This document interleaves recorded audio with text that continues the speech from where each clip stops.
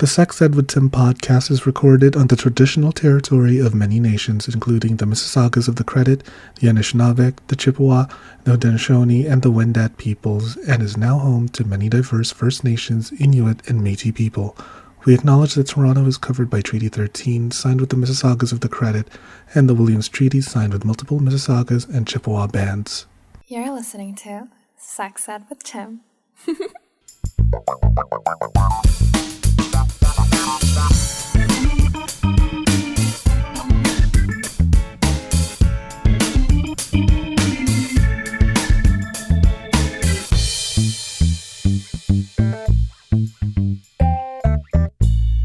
Hello and welcome to another episode of the Sex Ed with Tim podcast. I'm your host, Tim, certified sex educator, your local chaotic homosexual.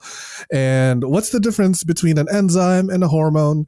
Well, you can't hear an enzyme. So, yeah, no, not the best. No, I got to chuckle. And that's all I can get by. That's all I need from the one and only Zachary Zane of Men's Health and Boyslut. I'm like, whew, okay, wow. My chlamydiates, my hive, the fans of the show. I'm trying my very fucking best to focus right now because I have like the biggest crush on my guest. I'm so giddy. You know what? I'm going to shut up a little bit. Zach, can you please introduce yourself to the audience? Sure, absolutely, Tim. So my name is Zachary Zane. I write Sexplain It, the sex and relationship advice column at Men's Health. I recently got a new column at Cosmo called Navigating Non-Monogamy, where I try to look at questions beyond, like, I feel like there's so many more open relationship like articles that come out, but they're like the same two articles. It's like how to open up your relationship and how to navigate jealousy. And as someone who's been poly for like a decade, it's like, I really don't get jealous. If I do, I talk about it to my partner. It's really not that big of a deal. And I'm also not trying to open my relationship because my relationships are open. But there's still 10 million things I struggle with, right, within polyamory. And I wanted to see those things explored. So there's a new column, very excited for it. I also have a little zine on Substack called Boyslut, and that actually publishes like nonfiction erotica, so real sex stories that happen to me and kinksters across the globe. And last but certainly not least, and what we're going to spend most of our time talking about, I believe, correct me if I'm wrong, Tim, but is my book, Boyslut, a Memoir and Manifesto, which came out about 6 months ago. It's about how to overcome sexual shame. And I write it kind of through my lens, which is very bisexual, polyamorous, kink positive. And yeah, that's kind of in a nutshell here. I don't want to start rambling before you even ask a question here, but then I'll start rambling. Okay. Whew. So first of all, Zach, thank you so much for coming on my humble little show, my one-woman production here. Mm-hmm. And next, Boyslut. I love this. I think it's so funny, and every chapter you can tell was like written with intention and with heart. And like, I have so many questions, and I want to talk about a lot of like the people here that are written almost like characters in a sitcom. Mm-hmm. So for those of you listening, please do get a copy of Boyslut. Like, the cover itself is like, hey, bisexual colors work. Boyslut in bisexual colors. We got the pull quote from Dan Savage saying Zachary Zane is one of the best sex writers working today. Wow. I got that on the cover. I was like, fuck yeah. And I don't know, because you guys are just listening and can't see. So Tim is holding up his copy of Boyslut, and it is so annotated with just like sticky notes coming out of every chapter and just like pages overflowing. I love it. It's very clear you took time reading this book and really took it to heart. And so I really do appreciate that, as opposed to, some people interview me and it's clear. I'm like, okay, you skimmed the first chapter and the last chapter. Not you. I think that is very clearly not you, Tim. So I appreciate it. I would read I don't know how many pages I got lost in, but for all of my commute, I'm just like, wow, more turn page. Oh wait, no, I'm here at my stop. Fuck. Okay, close. Oh my God. No, it's great. It's so heartfelt and very coming from a place of authenticity. And there's a whole chapter here where it talks about the things you've learned in therapy, which we're going to talk about. Yeah. And it's just your audience and you know what you want to give to your audience, which is just all the shit that I've done in the last decade of being a slut. Amen. Oh my God. Gay men. Exactly. Gay men, amen, but also gay men. That too, both. So, but before we get started with the book, I want to ask you about your journey as a sex educator and a sex writer. How did you get started? Sure. So I studied psych and neuroscience in college. I thought I was going to get a PhD in clinical psychology. Pretty hard dick. It's after graduating, I worked at Mass General Hospital, Harvard Medical Center in Boston as a smoking cessation researcher and counselor. So figuring out the best way to get people to quit smoking cigarettes. I was going to apply to PhD programs, had, took the GRE and had my letters of rec, and kind of had a little bit of a panic attack and quarter life crisis, where I'm like, for this seemingly altruistic profession, people are cutthroat. They're nasty. They steal your work. And then it's 6 years of a PhD, 3 years of postdoc, and then you write grants until you fucking die. And I'm like, this is terrible. I also actually hated my job. I liked the research, but and when people will be like, oh my God, I love my job. I'm like, fuck you. No one actually likes your job. That's a bullshit. No one's actually Go be miserable. Go. But every day I'd go in and I joke with my friend who worked there too. I'm like, today's the day. And that meant we're burning down this building. Today's the day. We're fucking doing it. And I'm like, this is unsustainable. And as I look at my life now, where it's I would just have finished my PhD program, or maybe a couple of years ago, I'd still be in my postdoc. And now it's oh my God, in the past decade, I've had an entire fucking life when I would have been in the bottom of a dingy lab. But what ended up happening was I wrote a novel while at work. And because I had such free time, and I asked my boss to put me on another study, and she was like, no, Zach, when you need to see clients, or patients, you need to see patients. I'd rather you have, time off. But I didn't want to conspicuously fuck off on Facebook. So I wrote this novel. And it turns out to get a novel published, you have to write other shit. You can't come out of nowhere. So I wrote this piece for Jane, now defunct publication. And it kind of had some bizarre, they really were the commodification of first person identity essays, where it's they would give you $50 that I don't think I ever got paid to share the most outrageously personal story you have, where the stories were just I got an abortion and used the umbilical cord to strangle my husband and danced on his grave. Yay, feminism. And you're like, what the fuck? I don't think this is what feminism is, right? The fuck is this? But anyway, so I wrote a piece for them and they titled it, I Came Out as Bisexual and Now Can't Date Anyone Gay or Straight. And I spoke about how difficult it was for me to come out as bi. And very foolishly, I thought the world was going to be my oyster. I thought oh my God, every gay man would date me. Every straight woman would date me. Straight women would not date me. And even some bi women would not date me because they were so afraid. So weird. I was using the label as a stepping stone on the way to being full blown gay, and were just too insecure. The truth is they were so too insecure, and but it would lead to them ghosting me on a third date, after a third date when I'm I thought things were going well. I'm usually quite good at telling this is not working, this is working. So then to have the kind of carpet or the rug ripped out from underneath you, when you're I thought this was great, and to learn that was the reason why. But then I fell in love with this bi woman, and I felt accepted. I felt embraced. I felt I wasn't worried about appearing too effeminate or for checking guys out or having to be the quote unquote man in the relationship. She definitely did not want that to be the case, and how liberating it was. And this piece went extremely viral because at the time there was such a dearth of bisexual content, and there's still not as much as gay content, but it actually has gone up exponentially in the past decade. And I do want to give credit where credit is due. We are seeing significantly more bi content. But at the time, the only stuff that was out was like 10 things to never say to a bisexual person or 10 myths about bisexuality. So it was all articles geared to like monosexuals, gay or straight people trying to justify our existence. But it wasn't looking on how to deal with internalized biphobia, how to date as a bisexual person, the intersections between bisexuality and polyamory. A million things about bi identity were not being discussed. And I was the one to do it. I was the first one writing about this. So I became kind of known as the bi guy.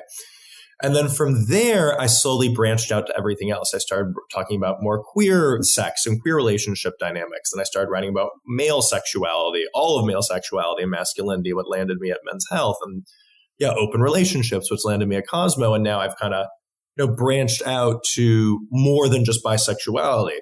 Again, I don't know everything. And, sometimes they'll ask me to be on like panels or be like, hey, this is like disability sex rights activism. And I'm like, hey, I appreciate you wanting me to be on this panel. I'm not the most educated person on this. This isn't what I speak to, but I appreciate it. I think there's probably someone better suited for this panel. So that's kind of where I got to today. Again, I thought I was going to be a successful novelist, and this nonfiction was going to be a quick detour. And this quick detour started in 2015, and we're about to be in 2024. So it's been a 9-year detour, a very pleasant one. And I'm happy to see where this wave takes me. That's amazing. That is quite the roller coaster of a journey. And I have, like, before I hit record, I was talking to you about like how I am a longtime follower of your career, and you kind of inspired me to start my own path as a sex educator. I love it. So, and also like, every now and then I'll fantasize about one day meeting you and like, romantic. I love it. Where do you live? I'm in Toronto. Okay. But not that far from New York. No, I always like visit New York. Well, let me know. Yeah. No, stop. Zach, you can't say that to me. No, I'm giddy like a little girl right now. I'm hiding behind this book. Oh my God, if I ever end up in bed with these, Zachary Zane. Oh, okay. Tim, act normal. Jesus Christ. Okay, like I said, I'm very off my game because it's you specifically. So the listeners are going to notice how audibly nervous I am. Okay, so when it came to writing Boyslut, like, to write a memoir / manifesto seems kind of like, not to be shady, but like, was it more of like, this is kind of egotistical. Like, who's going to want to know about my life? You know what I mean? I mean, that's like something I struggled at as just a writer in the beginning, where I'm just like, not even writing this book, but I'm like, who the fuck am I to say this shit and to have a voice in this space? Why do people give a fuck about what I have to say? And like, there's almost like somewhat a level of arrogance, I believe, almost in any writer, in a way, being like, yeah, my voice is extra important and people really want to hear what I have to say about this. But the reason why I felt, I deserve to have a voice in this space is just because no one else was doing it. Like, I have not seen a book like Boyslut. And when people ask me, I loved your book, what are other books like it? I don't actually have an answer. And so the reason why I'm doing this is not because, and this is something I firmly believe in as a writer for anything. I'm like, if someone has written the story before you, then you do not write it. Like, unless if you were somehow adding to this conversation, but if you're writing the same stuff, no, there's no reason to write the same stuff. But so I felt compelled to write this book because no one else had. And one thing I learned in being a writer very quickly is I am not special. In that if I have experienced something, that means millions of other people have experienced the same thing. And when you have that realization, and I'm like, okay, millions of people have experienced the same thing, but no one's talking about, let's like my first chapter, like OCD and sexual shame and sexual guilt. And I get a lot of OCD people reaching out about how impactful that was to them. I don't know what the percentage of people have OCD is. I think it's like 1%, maybe less. But like But like, okay, so that, and this is a common rumination of whatever it is, half of people. Okay, so let's say 0.5% of people in the United States. That's we have, how many people are in the United States? 360 million. So this is at least 1.5 million people struggle with OCD and sexual shame in the United States alone. And that's not being discussed. Male bisexuality on a whole is not being discussed. And there are gajillions of bisexual men and bisexual people. So yeah, like it wasn't for me a matter of arrogance or a matter of what I'm saying is so important. I mean, it is so important. I do believe that, but it's just like no one else is writing about this. I know how hard this journey was for me, and I would like to make this journey just a little bit easier for other people. That really is the goal of the book. Of course, because like not only are we struggling with our own like identity and our own sexual orientation, but it does speak to the need of bi visibility. And I like am so shocked with the amount of biphobia within just the gay community. So as like someone who thought he was bi and then came to the realization that I'm fully gay, I was like kind of struggling to find my place, and I had to like find, what feels right, what exactly is right. But then when I found the gay village here in North America, and then to hear that people would treat bisexuals differently, I was like, I was in that place at one time. Why are we being rude to the B of the LGBT? And it's like, this doesn't make any sense. I'm wondering, where does that come from? I can answer a little bit, and this is a pretty like complex question, actually, when you break it down. But I'm going to share at least some insights or my hypotheses, if you will.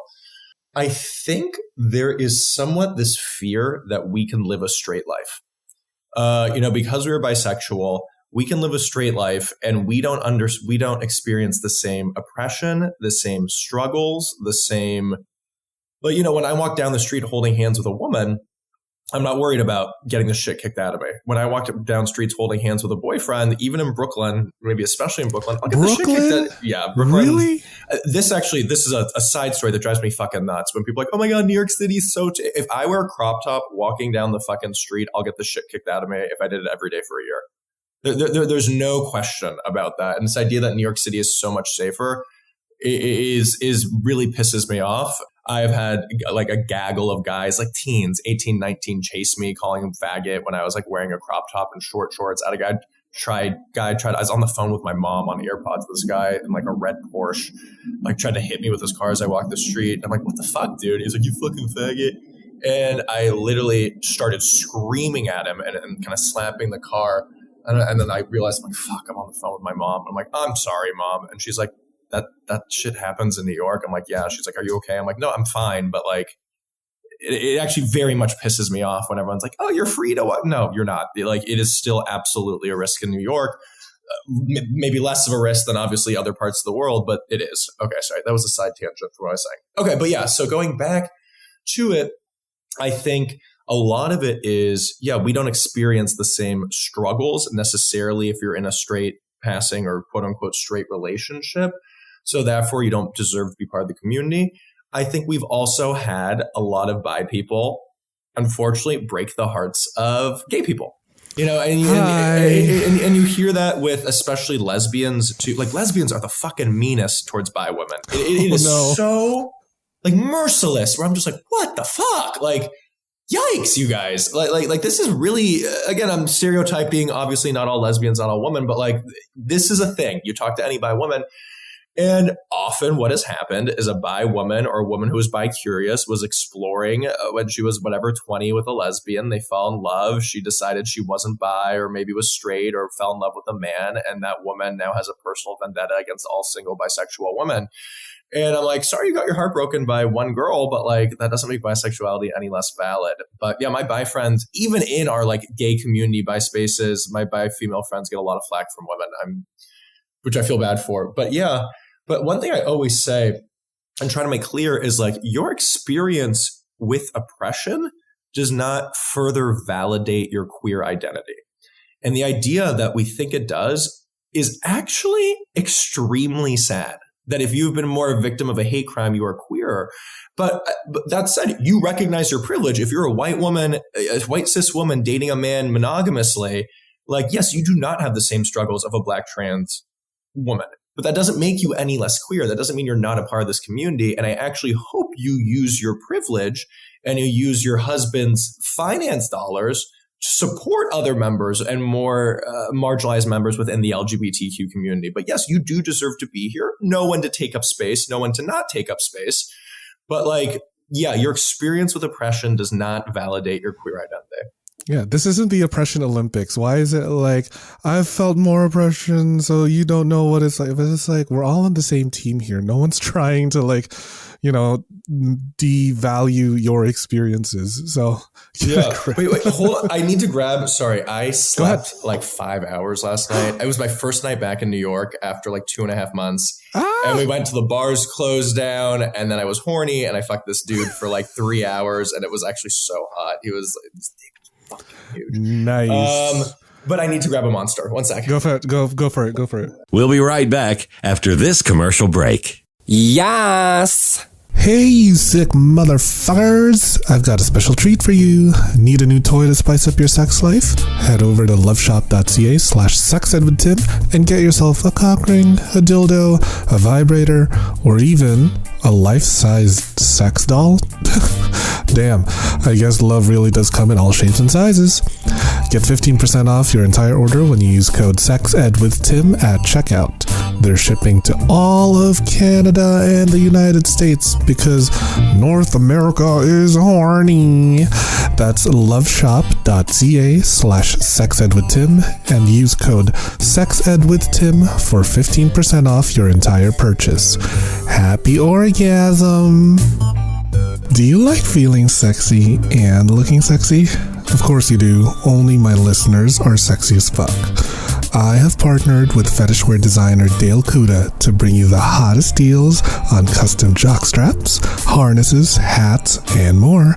Head over to dalekuda.com, that's DALEKUDA.com, and use code SEXEDWITHTIM at checkout for 25% off the entire store. Yeah, you heard me. 25% off. And cherry on top, free shipping. Oh my god. I have a few of the stuff that he has made for me, and girl, I'm wearing it right now. I'm wearing like a little jockstrap so that I could easily just like slip a little butt plug or dildo every now and then here and there, and I'm on the train. I'm just like, thank you, Dale. That's dalekuda.com with the code SEXEDWITHTIM for 25% off your entire purchase with free shipping. With a deal like that, I swear I could come buckets, honey. The show is about to begin. Yes. Undeniably, my mom's least favorite habit about me is how many of these energy drinks I drink. She does not like that. Ooh, I'm diabetic. I cannot like drink more than like half of the can. But, you know, actually on that topic, you were like how you had sex with the guy for 3 hours. Literally before this recording, I got my hole pounded out by like the most beautiful man. Well, yes, bitch. we've been like fucking for like the last 3 years, and every single time it's like just magical. So I'm kind of sitting funny right now. Love it. I noticed you slouching to the side a little bit. I was wondering what was going on. My legs are a little uneven. Wait, I have that same penis behind you. Wait, I gave it to my friend. Is yours sad? No, this one's more like cute. Like, oh, mine's the sad penis. It's so funny. Oh my god, you guys!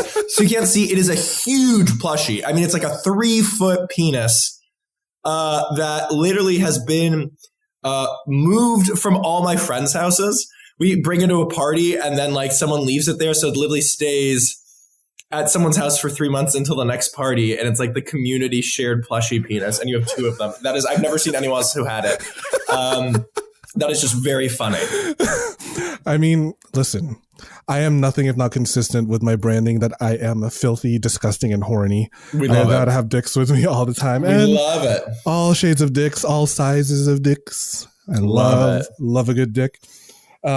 So yeah, I got my hole pounded out and I'm like kind of leaking. So hot. Yeah. my hole is something to behold. And like, I'm not trying to brag, but when I say it's something to behold, I mean that it has swallowed a butt plug with the flared base. Wow. Yeah. How did you fish it out? I had the guy that I was fucking, he was like hooking his fingers in, like, until he was like, push. And I was like, fuck. You were literally giving birth. Yep. I have friends who are ER doctors, and they're just like, every time ER doctors, the first question, I'm like, all right, craziest thing you've seen in an ass. And I'm like, how often do people ask that? He's like, a fair amount. And one was a light bulb, which I'm like, that is so bad. That is so scary to do fucking light bulb. And like, it ended up shattering. And he had to like almost like go in with like tweezers to pick out some of the stuff. The shards. Oh yeah. No. Barbie dolls. What else? Fruits. But like the light bulb is the one that seared it. I'm like, in what fucking world was that a good one? Anyway, let's get back to Boyslut. Sorry, I got excited. The monster's clearly working. All right, we're doing good. That's okay. I'm gonna put this in like the blooper reel or something. It's so funny. The cutting room floor. Yeah. So going back to Boyslut, first I want to talk about like this very beautiful story about you and Jack and am I saying this right? Arsema. Again, these are all fake names anyway, but I tried to do it as close to their real name. She was Ethiopian, and I looked up like popular Ethiopian names. Yeah, yeah, amazing. So first of all, that story so hot. I also will disclose to you, Zach, that sometimes I had to like pause and like jack off while reading the book. No, a shocking number of people have jacked off while reading the book. And it's not nearly, if you want to jack off while reading shit, read the Boyslut zine. And that's the nonfiction, like actual erotica, smut, raunchy, graphic, fun stuff. But there is still, of course, I had to have a little raunch in the book as well. Yeah. So in the story with Jack and Arsema, you talk about how, you know, with Jack, it kind of like just, he fell asleep or something, and then you're still hard. Arsema's like, you're not as small as you think you are. And then what really kind of like threw me in for a curveball was like, wait, Arsema identifies as asexual but still wanted to have sex with you. So I'm wondering, what was going on? Because like, how my brain is just going, how does an asexual still have sex? Yeah, so asexuality is misunderstood. And I think some people who are asexual are like sex repulsed, meaning they really never want to have sex. That's not what they want to do. But a lot of asexual people, and kind of they often use the word gray sexual now, which kind of shows that you're on a spectrum of asexuality, maybe has extremely, extremely little sexual desire, and has typically no desire to act on it. In certain situations, they might be down to have sex, and sex definitely is not going to be the glue that holds your relationship together. It's not something that you do frequently. It's not something that motivates you or drives you. But in a situation like this, okay, it's a way to connect potentially with a friend. We were drunk and horny, but whatever it was. But yeah, there is this notion that I think often people think asexual people never have sex in any capacity. They're all sex repulsed, and that is not the case. Mm-mm. So in the case of you and Arsema, when you guys had sex, like, did it change the sort of friendship dynamic? Was it awkward? Did it get better? We were so close for so long, and we were like weirdos together. You know what I mean? And I kind of, there was like a few things, like I kind of expressed like how we had this, you know, like people would walk in and they would just see like her like combing my chest hair, like lying on a bed, and people were like, "You're so fucking weird, you two." So like we had this interesting dynamic. And no, I think honestly, because I knew she definitely was not looking for a relationship. She definitely is not a relationship person. So we actually had sex maybe a couple more times after that over the next few years when we lived in the same city. Now we no longer do, but that actually didn't like negatively impact our relationship. And I can speak to it a lot more now as I have so many friends in my like poly group. And these are people who I like really do love dearly. This is my chosen family. And we all have sex with each other all the time. And of course, it can sometimes complicate things. But for the most part, we are adults. We handle it. And there's a shocking lack of drama, at least among this poly circle that I'm a part of. There are other poly circles, and we are, my God, poly people are dramatic. It was my therapist. Untucked all the time. My therapist, who is this old Jewish lady, and very blunt, very funny, in my opinion. I was talking about being polyamory, and she goes, you guys, you have such a moral superiority complex, and yet you are constantly flinging shit at each other. And I'm like, Lynn, that is so unnecessarily graphic, which I love. I'm the king of unnecessarily graphic, so that's why I love her. But I'm like, unnecessarily graphic, and honestly, kind of. I can't be mad at you for it. And half of her clients are poly. Like she specifically works with poly people. It's not like I'm her first poly person and she's just shitting on polyamory. That's not what it is. But she's like, you guys are so fucking messy, you little shits. And I could not stop erupting into laughter. But this friend group is a little less dramatic, which I appreciate. We're also, I think the average age is mid to late 30s versus some of my other poly friend groups are like 24, 20. I'm 32. For record, so but like the average age is maybe 25 to 28 or 22 to 28. And I think there's a big difference between 25 and 38 when you're approaching relationships and having casual sex and just being more secure in who you are. Do you see an increase in people that are maybe not so much coming out as poly, but like entertaining the idea of a polyamorous connection? Oh, absolutely. And I can pull up the data in front of me. I think YouGov did something, maybe Pew Research. I don't remember, so don't exactly quote me on this, but a quick Google search will reveal that more and more people are interested in non-monogamy to various degrees. And as we're realizing that non-monogamy is not necessarily a binary or a dichotomy, where it's not like you are non-monogamous or you're monogamous. Like, there's so many different types of non-monogamy within polyamory, open relationships, hierarchical poly, monogamish, don't ask, don't tell. You get hall passes periodically, whatever it is. So like realizing, okay, it's not just, I think there was this idea at first where it's like you're strict monogamous, that's it. Or it's like a polyamorous free for all and everyone fucks whoever they want all the fucking time, no rules. And it's like, there's a lot in between. And as we're starting to better explore and understand this in between, we're seeing more of a interest in it. Mm-hmm. Yeah. Mm-hmm. I have had the honor of being in my first ever polyamorous relationship from like last year. Were you guys flinging shit? I mean, God, we were flinging lots of things, not just shit.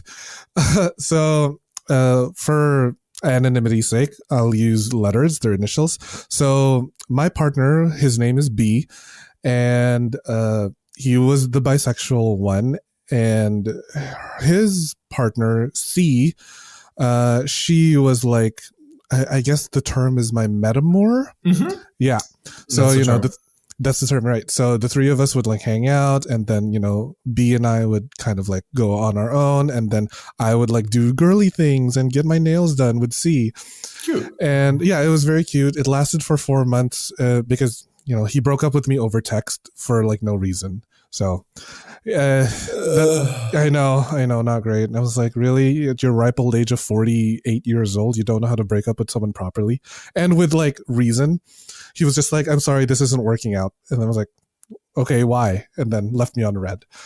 Anyways, that's for another discussion. Yeah, no, it's okay. I mean, like, I'm way over it. My therapist will hear of it. Your therapist will hear of it. I have a great chapter on navigating rejection in my book, Boyslut, a memoir manifesto, available everywhere books are sold. Which is exactly why I wanted to we're segue transitioning into it. Okay, so yeah, okay. you got it. You were doing it. I jumped the gun. Sorry about that. No, that's okay. Like, I love when the guest and I are on the same wavelength because I'm jumping forward to chapter 6. Therapy is not healthy, or is in parentheses helping. Yeah, so is and isn't. And the reason why I do it is because I had one psychiatrist who was terrible and told me bisexuality doesn't exist. Yeah. And then I had a therapist almost not a decade later. I'd be like 16 to 23. So whatever, 8 years later, then say like, you seem clearly bisexual. So from going from one that says bisexuality is not real in men and to one saying like, you are definitely bisexual, obviously a big switch. But yeah. Sorry, I'll let you get to your questions here. No, that's okay. That's wild.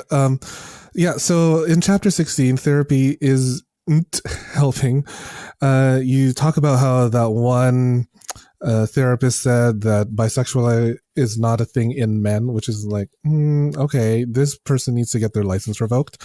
That is wild. Honestly, yeah, right. So wherever that person is, please educate yourself. I think he's dead by now, honestly. No, he was old. He was like 7. I was 16. He was like, yeah, like I didn't mean to be shady. I think he was quite old at the time. Anyway, well, grandfather time. So I do love how you give your readers at least 7 important points to take away from what you've learned in a decade of therapy. And more than a decade, honey. Oh, more than a decade. 2 decades. Yeah. From 8 years old to 32. What am I at now? Almost a quarter century of therapy. Yeah, my God. I'm only like 5 years in because that's when I started to decide, maybe I should probably do something about my toxic personality traits. Yeah, good for you. So, this isn't like a huge spoiler, but for the ones who have the book in front of them, we're at page 72.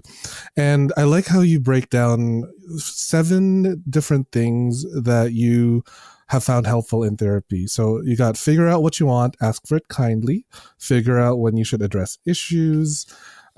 People don't respond well to conflict in real time. You're not usually responsible for people's feelings, which I am struggling to comprehend because I'm a people pleaser. Oh my God. A little divergence, if I may, little side anecdote, like my therapist. So I was struggling a lot recently with feeling guilt for absolutely fucking everything. And she's like, well, you come by it honestly. You are Jewish. I'm like, fair enough.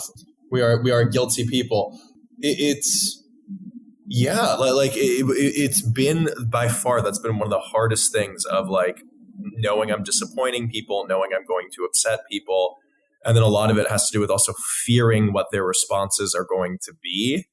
And this one, this one of all of them, like the other 3 so far, I feel like, okay, I've actually pretty mastered at this point. This one by far is still the one I struggle with the most. Just personal insight. Yeah. Which was actually going to be my question. But what she said, she's like, Zach, I'm like, this person's guilting me. And she's like, no one can guilt you. And I'm like, well, that's not true. Like by the definition of the word guilt. But I understood her sentiment. Her sentiment is like, you can choose to feel guilty. They can attempt to guilt you, but your guilt comes from within. You don't have to feel. No one else makes you feel guilty. No one else makes you feel your emotions. You're the ones feeling your emotions and not giving them that power. But it was just an interesting mentality where it's like, no one's guilting you. No one makes you feel like you're choosing to do this. And it kind of gave some more autonomy over when I felt guilty beyond it feeling like it was somewhat out of my control. Mm-hmm. That's actually something that I struggle with. But let me just finish the last 3 here. This one is This Too Shall Pass. The 6 is extend your empathy beyond things you understand, and shame is a harmful emotion. And I think you already answered this, but I was going to ask, out of those 7, what is the hardest pill to swallow and why? And I guess it would be that you're not responsible for other people's feelings. Yeah, and I want to clarify, I put usually in there in parentheses. You're not usually, yeah. And the reason why I did this is, some Instagram therapy shit has gotten out of fucking control. I mean, a lot of it has, actually, in a way where I've seen people like, oh, you're not responsible for people's feelings. And they kind of use this as an ability. Yeah, to be like, oh, here, actually, I have the quote. I can just read what I wrote.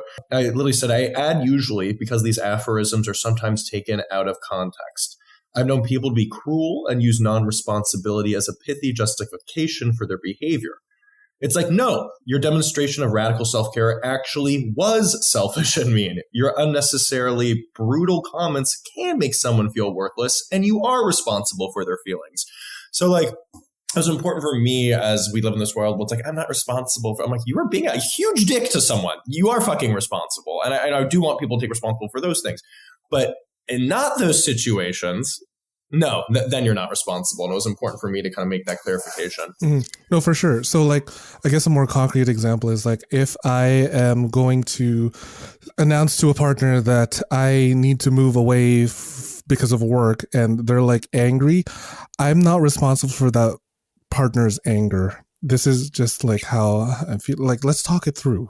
Like, at least give me that, right? And I understand that you can be upset, but your emotions are your own emotions. At the end of the day, only you can control it. Yeah, and it's also with emotions, another like kind of Instagram thing that's been taken out of control, where it's like your feelings are valid, and I actually kind of hate that. Like sometimes, like especially with people who struggle with emotional dysregulation, someone who struggles with OCD and anxiety, it's like my feelings are actually not valid. I shouldn't I have to work on trying to control these emotions. I understand like the sentiment behind it, but also sometimes I've heard people do feelings are valid in a way that therefore they're allowed to do anything. Where it's like, okay, you're allowed to be upset, you're allowed to be angry. You can't kill someone because you are angry. It's like your anger is valid, but that doesn't give you carte blanche to do whatever the fuck you want. And if you do something, there will be consequences. But I spoke about this. I had OCD. The feelings I had were illogical. They were irrational. I should not have been it was not healthy to feel those emotions. Again, I don't think you should feel shame for experiencing emotions. I think that's what people are trying to say for your feelings are valid, and to not feel bad for feeling sad or sorry. But like, a lot of the emotions I felt were actually not valid, and it was an issue. And I had to work on not experience this anxiety, this fear, because it was consuming my life. I am totally on the same boat with you in the sense that like, we should not have introduced therapy speak to a TikTok generation. Oh my I think God. that's one of the worst things we've ever done. I do think, I remember I read one quote that kind of like stuck with me, but it's like, just know that the absolute most selfish, narcissistic person you know is currently in therapy being told that it's okay for them to be selfish. Oh my God. And but it really, that in a way almost showed, shit, therapy can be very enabling and actually quite harmful in many situations, which is something to be mindful of and be careful of. But yeah, I remember reading that and be like, oh my God, that's absolutely what's happening. That's horrifying. And that's not even therapy speak. That's actually just a larger issue of therapy more generally. And that's an even tougher thing to struggle with. But anyway, we're getting a little off topic. We can. No, that's fine. I just like, I can't get the image out of my head where like a therapist is telling a narcissist, you know what you're feeling is what you're feeling. What you're feeling is valid. Yes, you're doing okay. Oh God. Or like when TikTok goes like, this man gaslit me, and it's like, babe, he told you one wrong fact and it was unintentional. What do you mean? Also, one thing that actually bothers me is people's misuse of the word ghosting. Yeah. That one actually is one that pisses me off, where it's just like, ghosting is you had a great date. He's whispering sweet nothings into your ear. He says he's excited to see you. You fuck. And then you text him the next day being like, hey, I had a fun night. Would love to see you again. He doesn't follow up. You give another text being like, hey, what's your schedule like this week? No response. But people are like, oh, he ghosted me. We had sex and he never texted me. I'm like, did you text him? No. I'm like, so he could say you ghosted him then. Right. By your mentality, you both ghosted each other, or them being like, hey, no, I'm busy this week. I can't hang out. It's like ghosting literally means like they did not respond to you at reaching out. And I'm hearing so many things that, well, they ghosted me. Well, it's like, no, you kind of ended a conversation and then it never picked back up. That's not what ghosting means. No, it's not. it's disappearing out of the blue like a freaking ghost. Yeah. So speaking of ghosting, this actually leads into my next point, which is the next story here about George from Provincetown. Oh, are we okay to talk about that? That's a heartbreaking one. Yes. What page? What chapter is that again? I'm on page 85. I passed 85, I believe. Past, my light bulb moment. Okay, yeah. I remember. This is the next chapter over after. Yeah. So, for those who have yet to read the book, this is a really quick summary of it. Actually, you know what? Why am I doing it? How about you talk to us about your experience with George from Provincetown? Because it crushed me reading it. It was pretty sad. With a happy-ish ending. So, yeah, a little bit of a spoiler here. I think it's okay. So after I came out as bi with my therapist and he helped me explore this, I thought I was like bi-sexual and hetero-romantic, which is just kind of a fancy way of saying like, okay, I could sleep with anyone of all genders, but I could only like love and be in a romantic relationship with a woman. And while that is a somewhat valid sexual orientation, that wasn't me. For me, that was just internalized biphobia, and I wasn't yet willing to admit I could love a man. And it's very different when you're just kind of fucking men in saunas or cruising. You can kind of still live a straight life, quote unquote. Yes, you're hooking up with dudes, but like everything else is kind of straight in other aspects of your life. But I went to Provincetown. I ended up going, my gay uncles live there. I ended up going out one night, ended up meeting this guy, and we kind of had this like whirlwind 36 hours, like that was really out of like a movie and something that can only happen when you're on vacation, where it's kind of, like, I'm never going to see this dude again. Let's just pretend we're like the best lovers and boyfriends for 36 hours and just love each other fully, knowing that this is going to end. Container. Yeah, right in this container. And then Provincetown in itself is a magical land. So people who aren't familiar with it, it's a gay beach town on Cape Cod. So at the tip of Massachusetts, that little peninsula hook at the end. It's a homo mecca. It's a homo mecca. And there's something about, I can't say the importance of like me seeing all these men holding hands with their boyfriends in the street, kissing in public, and it being like, there's a world in which I can do this, where I don't have to like live in fear and I can have a boyfriend and be out in public. And it's very, even if it was subconscious or subliminal, I think seeing that was just like really empowering for me. But anyway, so I have this like magical, romantic, whirlwind romance where, again, like I knew it wasn't necessarily love. Obviously, I knew this guy for only 36 hours, but like it was definitely showed to me, okay, I have the capacity to love a man. Absolutely. What ended up happening, and this is where it gets a little bit of a bummer, is I learned, so I was talking to other friends who, the P-Town small, Boston gays gossip, all this shit, right? And I spoke about this dude to some friends, and they were like, Zach, he's an abuser. I'm like, what? And all the cute pickup lines that he used with me, he apparently used exactly those same pickup lines with these other dudes who had a same whirlwind experience. The guy, and George in the book, like he spoke about how his husband up and left him. And the guy was like, yeah, like George's husband left because he was so wildly abusive. And it took so much, like physically abusive, verbally abusive, beating him to bloody fucking pulp. And I was like, what the fuck? And I like, and luckily, luckily in that, like, my brain just happened to work this way where it could have really fucked me up. I think it could have been like, fuck, I'm straight. I don't know, like, whatever it was. Instead, I was kind of able to, again, I'm not forgetting he's an abuser. I'm not forgiving him for being an abuser. I never spoke to him after that. I never saw him after that.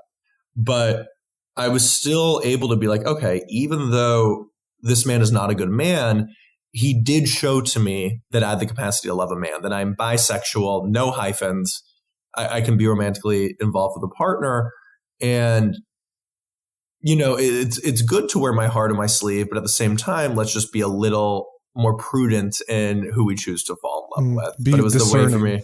Yeah, a little bit more discerning. And so, yeah, I feel like that really could have been a 50-50 thing where it kind of fucked up my by progress, learning the fact that he was an abuser.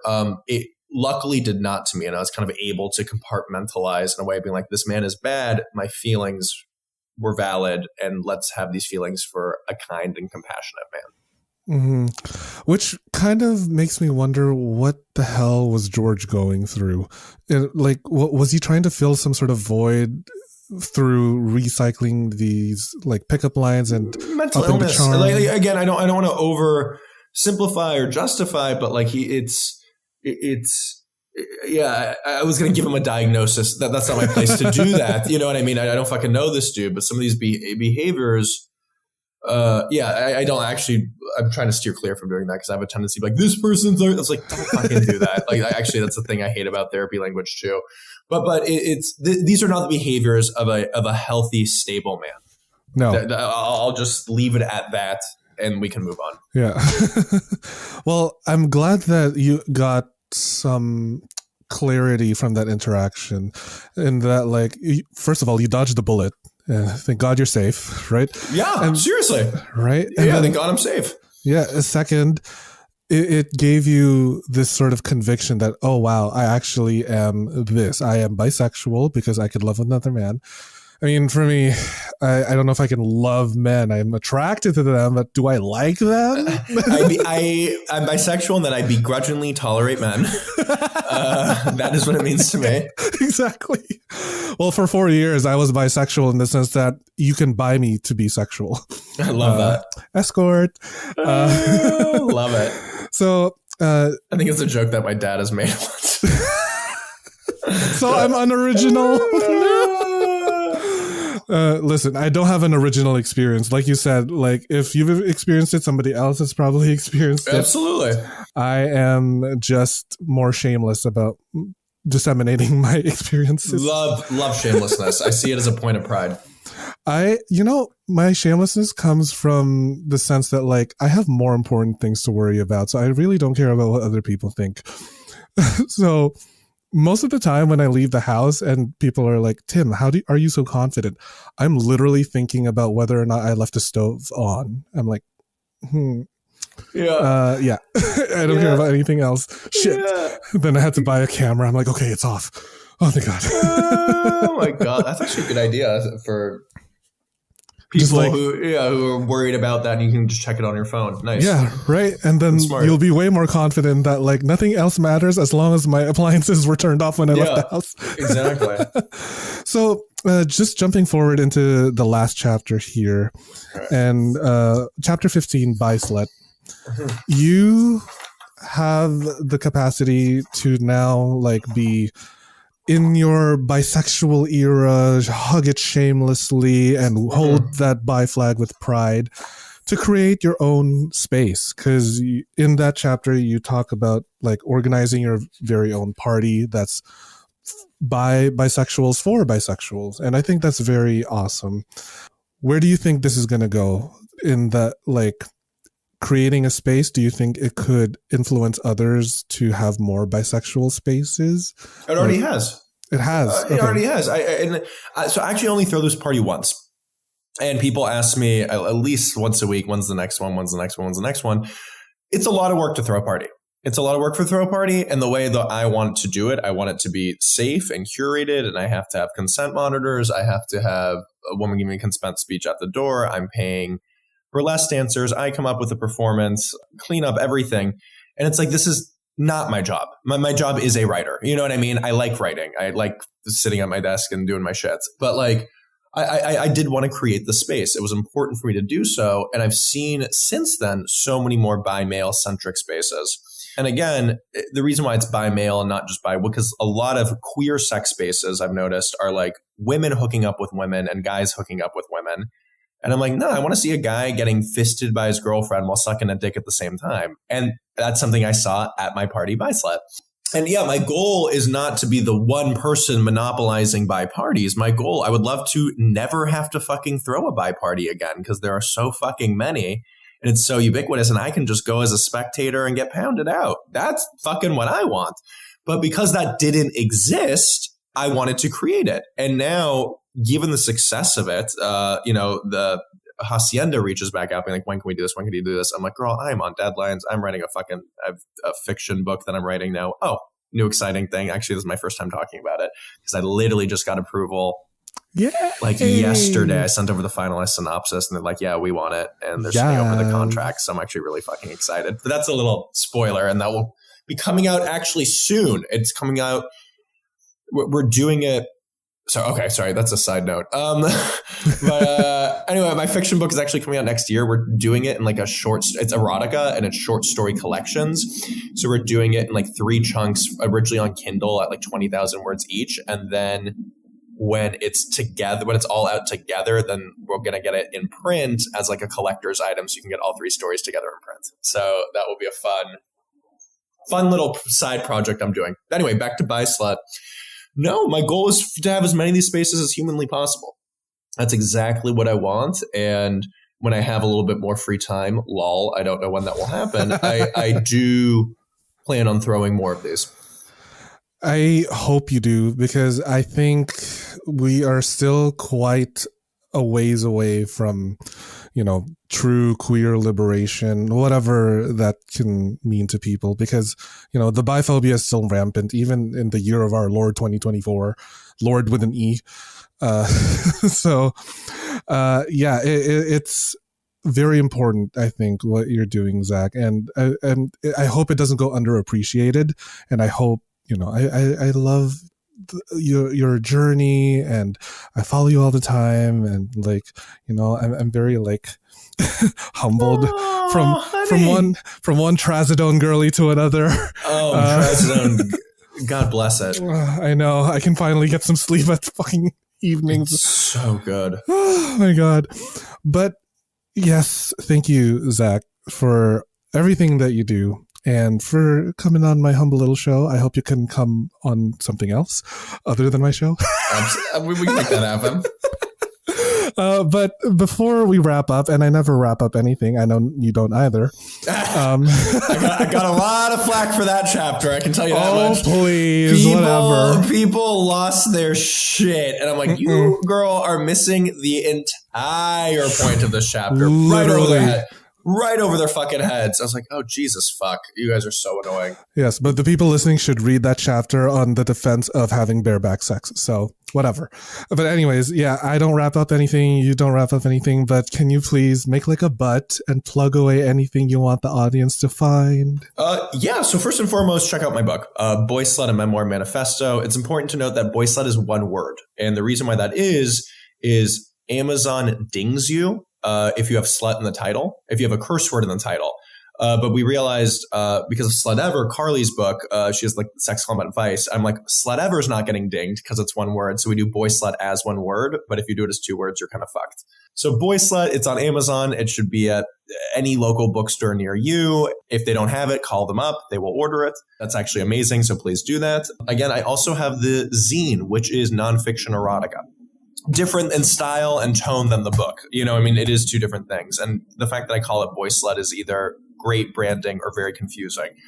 And that is funny. So it's not just erotica. It's not just smut. It's always how I learned something about myself or grew as a person through this sexual experience, or it speaks to a larger intersection of sex and polyamory, sex and tech, sex and dating in the modern era.